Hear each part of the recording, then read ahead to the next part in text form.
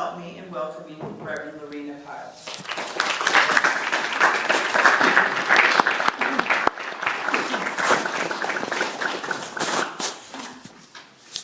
Sorry, it takes me a minute. Just had a little bit of setback here, little leg surgery.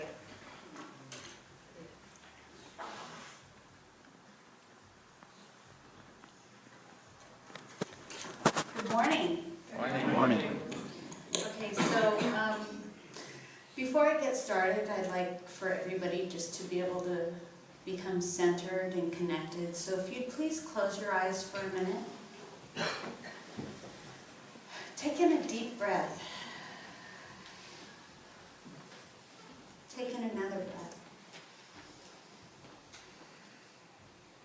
Exhaling, allowing yourself to become here and present, letting go of all the thoughts, worries, and cares of yesterday and what needs to be done tomorrow. Take in another breath.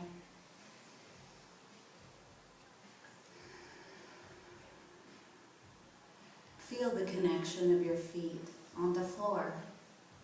This isn't just a floor, this is Mother Earth. Us in our human form, we are connected to this beautiful sanctuary that we chose to come here. So allow yourself to connect in this moment.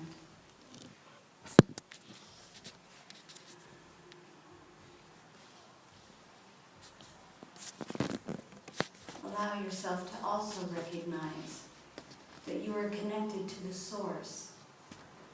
Whatever way that you may visually see and connect with heaven, allow yourself to feel this beautiful connection of heaven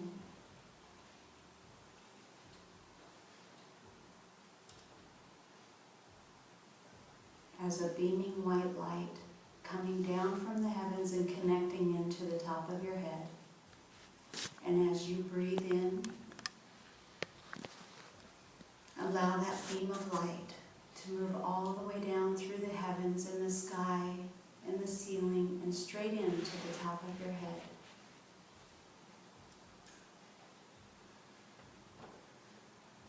Breathe in again and pull that beautiful heavenly light all the way down through your body, all the way down to your feet, and all the way down into Mother Earth.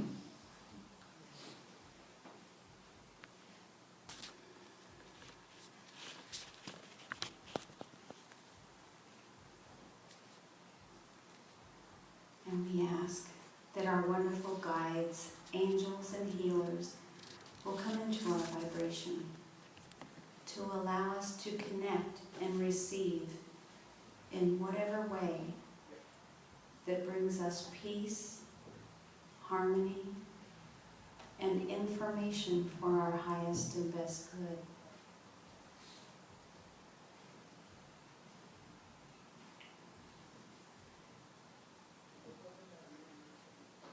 Allow us all in this moment to be connected to the presence of God, of the universe, of the angels, of that existence of love, light, and peace that exists within us.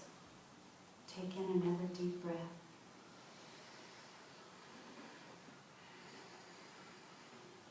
Feel the peace that exists within you. And in this moment, we are centered, we are connected, we are able to receive as well as give. And so it is. And slowly open your eyes and come back. Feeling calm, open. Okay, I'm going to stay on target here. I wrote all this out because I tend to take different paths, and to me, I might need that box of tissue. I'm going to try not to get emotional, but I'm going to do my best to do this. I prayed a lot about this while writing my speech, and I've chose to put it on paper and articulate it because I wanted to stay on key and give a certain purpose to this lecture. My lecture today is called Unconditional Self-Love. In the Bible, it says in 1 John chapter 4, verse 7, "Beloved, let us love one another, because love is from God, and everyone who loves is born of God and knows God." Unconditional self-love. We have all heard at some point in our lives that in order to truly know love, we first have to have love for ourselves. Throughout my life and all of my experiences that I've ever had with others and myself, this element of love has seemed to be the most difficult to obtain. I thought deeply about this lecture and its importance. It is so easy to say, you need to love yourself first, or don't wait for others to love you, because if you truly love yourself, then it'll be easy for others to love you. So easy just to let it roll off the tongue. So easy just to dismiss it as a simple saying. So hard to truly achieve and know. Both of these statements are true, and for some it comes easy, but sadly, for most, it isn't. How do you teach someone to love themselves? Sometimes words are not enough. Medication is certainly not enough, even though that is how some psychiatrists try to help steady you into a position of healing. Yes, medication is helpful, but only when given appropriately and combined with the proper channels of reprogramming. Reprogramming, what does that mean? Well, this is what brought me to the meat of my lecture, and I want to talk to you about unconditional self-love. I'm going to share a story with you, because we've been taught since childhood how to connect through stories.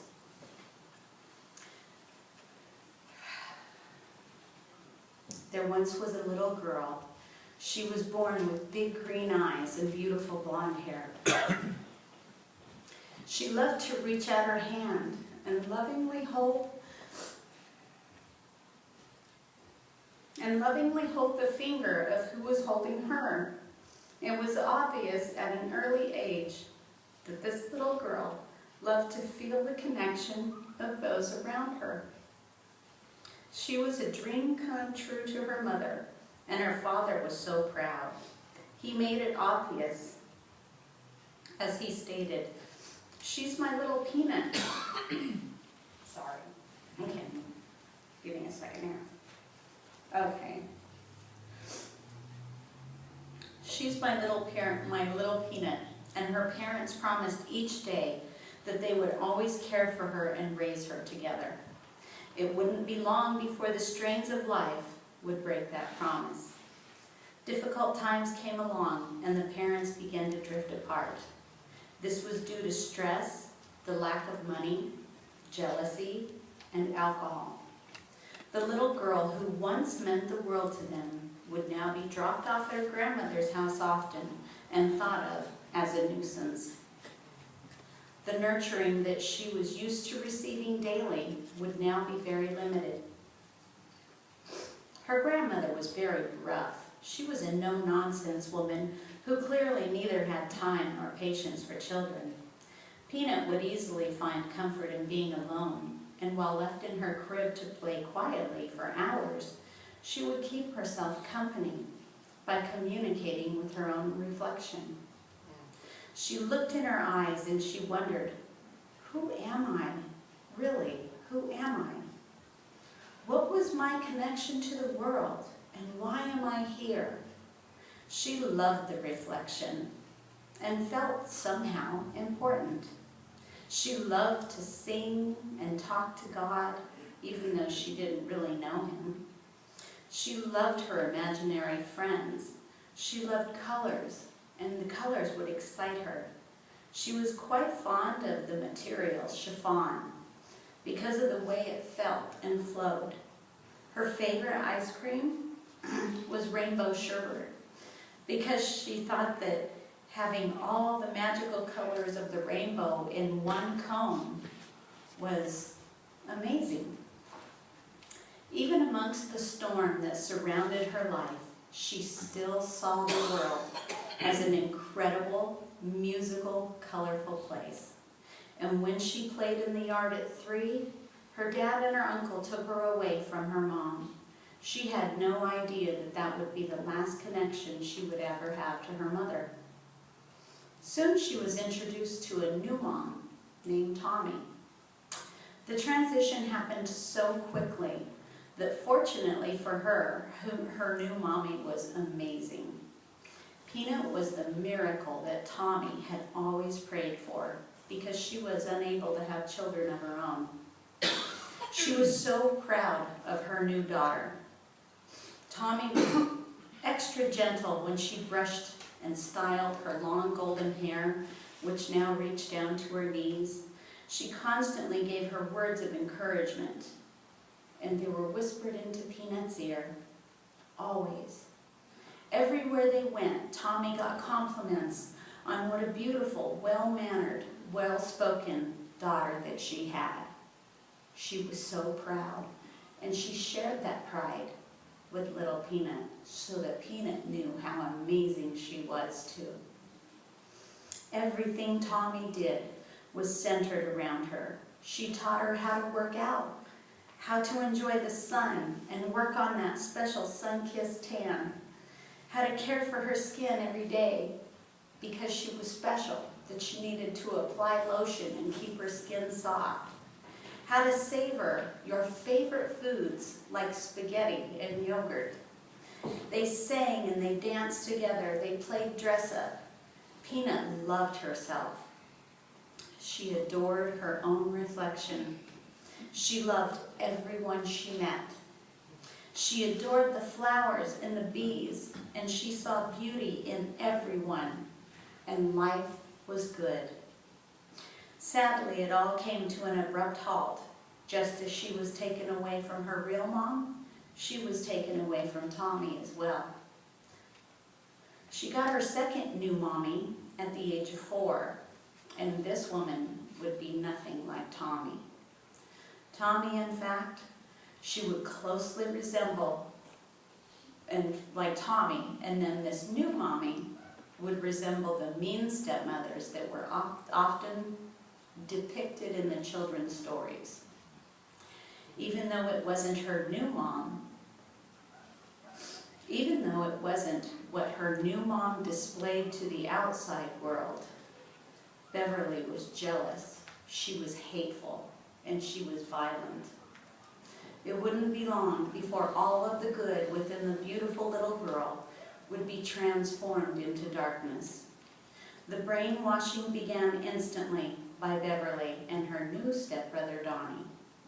There would never be any words of encouragement, and it would all be replaced by, "Who do you think you are? You're no one special. No one really likes you. You're just nothing but an annoying brat who is tolerated. Your hair is ugly, and it's more work than it is worth." She would scold as she carelessly ripped at it with her rat-tailed comb. "There is no need for you to talk because no one wants to hear anything that you have to say. You're worthless and you're stupid and you'll never amount to anything. You don't deserve to eat and you don't deserve to drink." I could go on and on and on. The daily verbal abuse and the physical abuse chipped away at anything good that existed within her. Donald, the stepbrother, terrorized her physically by sexually abusing her. He would use his own brainwashing techniques to disempower her so that she would remain his slave. This would go on for 10 years. The first 3 years of her life may have been unstable, but she loved herself and she loved everything around her. She found comfort in her reflection and she trusted everyone. Unfortunately, that would not remain her reality. By the age of 4, within a short time, all of her beliefs and her reality would be completely reprogrammed. Her hair was cut short, but that was okay because she thought it was ugly anyways. She didn't want to look at anyone and didn't want anyone to look at her because she knew she was ugly, and she thought that everyone who looked at her was making fun of her. Worst of all, she hated her reflection. Instead of looking deep into her eyes, she would avoid them, looking briefly only at the surface. Occasionally, she would take the time to say, "I hate you," or "I wish you would die."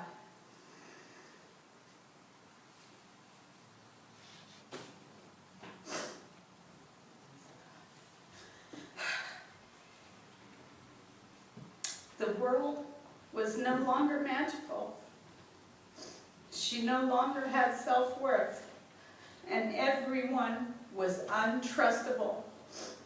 Love now was intangible.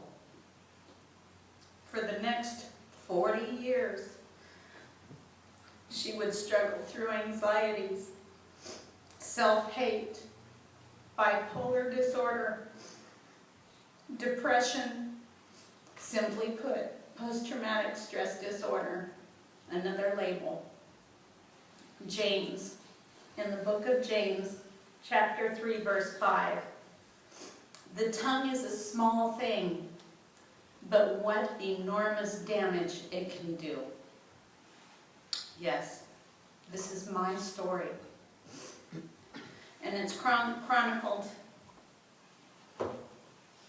Sorry, I had it here. It's chronicled in this book. The hardest book I ever had to write. It took 12 years. But if you ever want to know about yourself, how to heal, and how to find out who you are, write your story. And even further, if you want to know who you are and how far you've come, write your own eulogy. And that'll tell you how you want the world to remember you. This is the first book with 2 books to follow. The title is Damaged, a survivor's story of the damage done by sexual and physical abuse. Many have asked me, here's the important part, so what happened to change the darkness, self-programmed perception of who you are?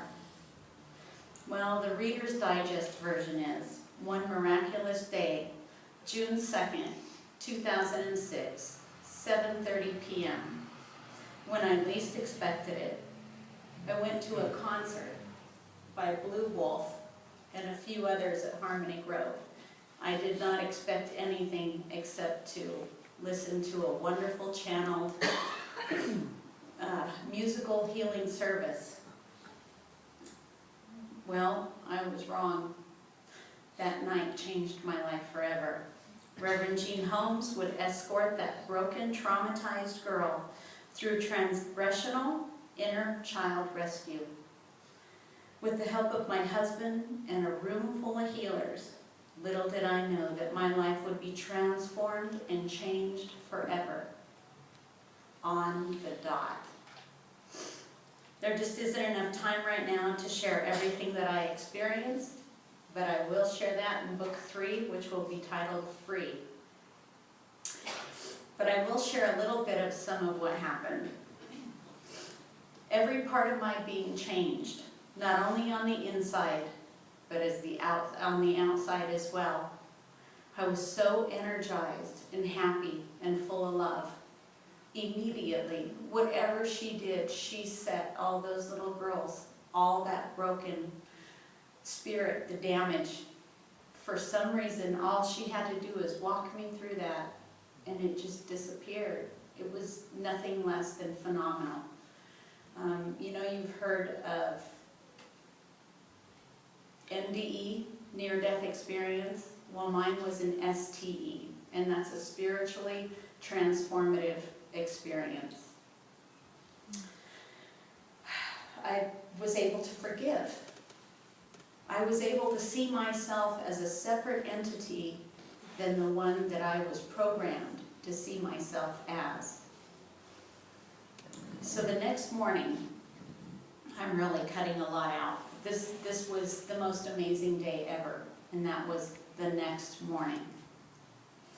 I went into the bathroom. I looked in the mirror. Remember all the 40 years of hating my reflection and not being able to stand to see what I saw? I wasn't looking at that same girl anymore. I was looking at the healed version. I could hardly believe what I saw when I looked in the mirror. I saw the beautiful girl that used to catch my attention when I was 3 years old. She was much older now, but her eyes were the same. I cried out. I cried out for my husband. Worried, he came running to see what was wrong with me, and he stepped into the doorway. I was face to face with myself in the mirror. I turned to look at him. The tears were streaming down my face. I said, "Look at me. I'm beautiful. I'm beautiful. I'm beautiful." I was crying tears of joy. And now, my big husband, who looks stronger and brave and a person that wouldn't cry, was now standing right there in front of me with tears rolling down his face. For the first time in 40 years, I loved me. I loved me. The real me. The me that existed before somebody came along and told me I was not worth loving. I had power. And it was a power that meant nothing about ego.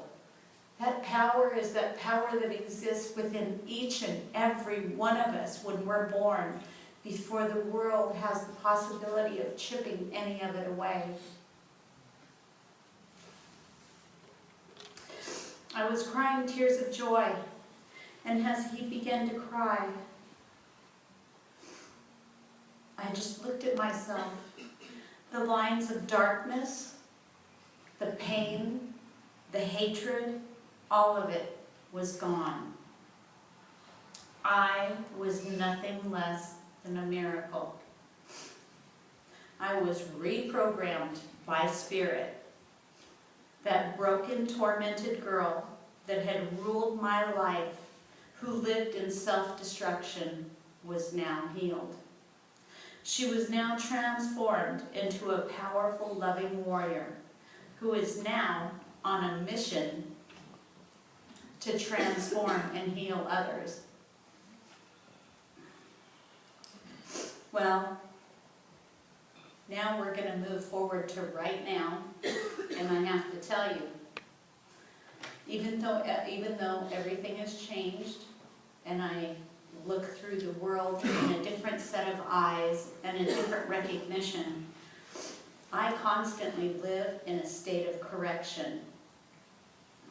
I have to always think about and acknowledge where my thoughts and where my actions are coming from. Am I being nice to myself? I am now more conscious and ready to correct myself from harmful and negative thinking. Are my thoughts really mine, or are they those that were implanted? I still work on intelligence and worthiness blocks. I have to remind myself to not be so self-critical, to let go of the need to be defensive. Knowing what to look for and recognize is the first part of reprogramming, which we are all capable of doing. And as I'm telling you this right now, I'm giving you tools that you can recognize within yourself. What are your realities as you speak? Are these your realities, or is this something that was implanted by someone else? What are you telling yourself? Are these thoughts that are powerful, that give you courage, that give you energy, that give you self-worth? Or are you listening to somebody else's realities that chip away at who you really are? And if you're anything less than perfect, they're not your reality. The second part is knowing what you need to replace in the programming once something is removed. Generally, reprogramming has something to do with positive affirmations such as, I am smart, I can, I will, I deserve, I forgive, I am enough, I am love. We all have different experiences in our lives that create our sense of what love is, who we are, and what we're worthy of having. But is this created from our outward experience, created by others, and not our real truth or our real selves? Reprogramming consists of recognizing what was planted in our own belief system, opposed to what we were born with. What is our true beauty? What is our true self? A long time ago, I came to the realization that this is one of the reasons that I had to go through these difficult experiences in my life, so that I can now, in turn, reach out and help others. I am here to help reprogram, to help them to know their true selves, as well as the importance of worthiness on all levels. I'm sharing my experience in this way so that you can look back on your own life. Perhaps timeline where your thoughts and patterns may have changed. Every experience is very individual and very important. Never, ever compare your life experiences to anyone else's. Huge right here, huge. Don't ever look at your children. Don't ever look at your sister. Don't ever look at your mother. Don't look at anyone else and say, your life doesn't matter, your experiences aren't that big because I've made it through worse. That is the worst thing you can do to someone. You don't know what their bar is. Even though I had a difficult rock, hill, mountain, whatever it is to climb, it has no effect on what anyone else has had to overcome in their own experience. You can never compare yourself to anyone else. And don't even bother to do it. You can have a car accident with 10 people there, and all those witnesses will come up with a different explanation of what they saw. You need to look at your own bar. You need to look at your own issues that you've overcome and be proud of yourself. And even if somebody else has gone through something or came through something, you know, you've got to give them their kudos. You have to say to them, that's amazing. Just because they didn't go through what you went through doesn't mean that they haven't gone through a hell of a lot on their own. You need to recognize whatever each and every person has gone through on their path. Recognize their strength. Recognize where they're going as a separate individual entity. But the reality is, we're all in it together. It doesn't matter if your life has been more or less extreme than someone else's. The outcomes of thinking, positive or negative, our perceptions, our attitudes, in some way are all still connected. Sometimes it seems that when you meet someone who is so self-absorbed or seems to love only their self, we may be tempted to judge them or make fun of them. You know that person who's like says, oh, I've done that. I've been there. I've had that experience. We all know them. But before you make fun of them or not want to be around them, think about this. If this is true in any aspect of your life or someone you know, I invite you to step out of your judgment long enough to consider that if what that self-absorbed person may be displaying on the outside may just be a facade to cover up their own emptiness and lack of self-love. Maybe they have a deep fear of being rejected. Not allowing others into your life is a way of keeping yourself safe from being rejected. So those who push with the most friction sometimes are the ones who need it the most. So today, now these are all my thoughts, all my words, all my experience, but I want to share something out of here that really connects. And this is a fabulous little book. It's called Love Without Conditions, and it's written by Paul Ferrini. This is what this book looks like, and this fits so perfectly, and I want to read this to you.